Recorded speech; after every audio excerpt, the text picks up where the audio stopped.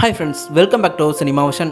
Actor Samantha Tamil சினிமாவை தாண்டி பாலிவுட்லையும் களமிறங்கி பிஸியாக நடிச்சிட்டு வராங்க. இவங்களோட நடிப்பில் கடைசியாக சிட்டாடல் அணிபணி அப்படிங்கிற வெப் சீரிஸ் வெளிவந்து மக்கள் மத்தியில் நல்ல வரவேற்பு அடைஞ்சிச்சு அப்படின்னு தான் சொல்லணும். அதை தொடர்ந்து இப்போ மறுபடியும் ஒரு வெப் சீரிஸில் பிஸியாக நடிச்சிட்டு வந்துட்டு இருக்காங்க சமந்தா கொஞ்ச நாளைக்கு முன்னாடி தான் அவங்களுக்கு ஆட்டோ இம்யூன் நோய் இருக்கிறத தெரியப்படுத்தி அதிர்ச்சியை ரசிகர்களுக்கு கொடுத்தாங்க. இப்போ தொடர்ந்து பிஸியாக நடிச்சிட்டு வந்துட்டு இருக்க சமந்தாவோட அப்டேட்ஸ் கொஞ்ச நாளாக வெளிவராமல் இருந்த நிலையில ரசிகர்கள் எல்லாருமே உங்களோட அடுத்த பிளான் என்ன, நீங்க என்ன பண்றீங்க, உங்களுக்கு என்ன ஆச்சு அப்படின்னு கேள்வி மேல கேள்வி கேட்டுட்டு வந்துட்டு இருக்காங்க. இதை தொடர்ந்து சமந்தாவும் எனக்கு இருக்கிறது ஆட்டோ இம்யூன் நோய், இந்த நோயை குணப்படுத்தவே முடியாது, இந்த நோய் குணமாக பல வருடங்கள் கூட ஆகலாம், அப்படி இல்லைன்னா வாழ்க்கையே போராட்டமாக கூட இருக்கலாம் அப்படின்னு ரொம்பவே ஃபீலிங்ஸா பேசியிருந்தாங்க.